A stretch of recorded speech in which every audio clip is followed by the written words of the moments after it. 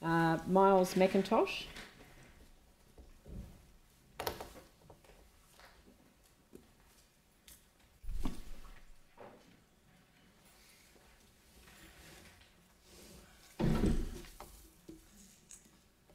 Morning.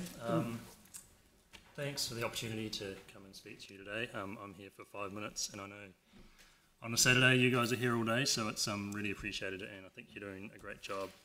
So thanks. So I'm here to talk about cycleways and specifically the major cycle route network.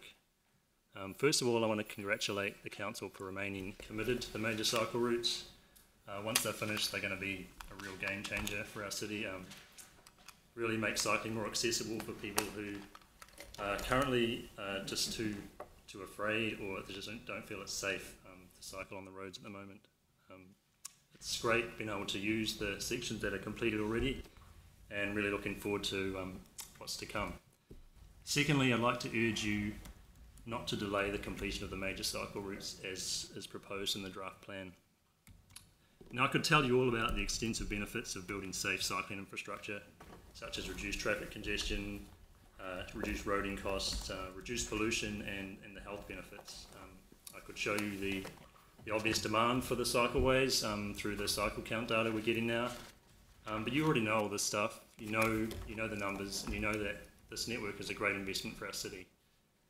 And yet in this plan you're still proposing to delay completion of the network from 2021 to 2028. So I'm just going to tell you my own story, because I think it's important that you hear about the impact of this proposed delay on individuals and families and communities. So I live in the Heathcote Valley, and it's a great place to live. We love it there. But if you want to get out of Heathcote by bike, you've got some problems. I work in Lincoln. My wife works in Opawa. My kids go to school in Opawa, and we have one car. So yeah, we've got problems.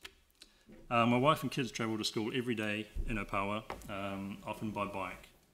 The only route out of the Heathcote Valley in that direction is along Port Hills Road, which carries very high numbers of very large trucks to and from Littleton.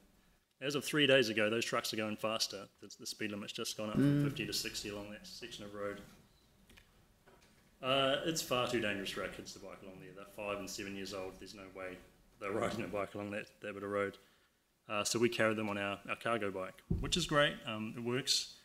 But it's a really nerve-wracking journey for us. So there's no separation from the traffic. There's trucks and cars often passing extremely close. In fact, there's one section along there where my wife says, "Okay, kids, arms in," and they know that it's so narrow they have to tuck their arms in by their sides and not wave them around because she's worried that they might get clipped. I mean, they probably won't. That's probably an exaggeration, but she feels safer along that bit if she knows they're tucked in.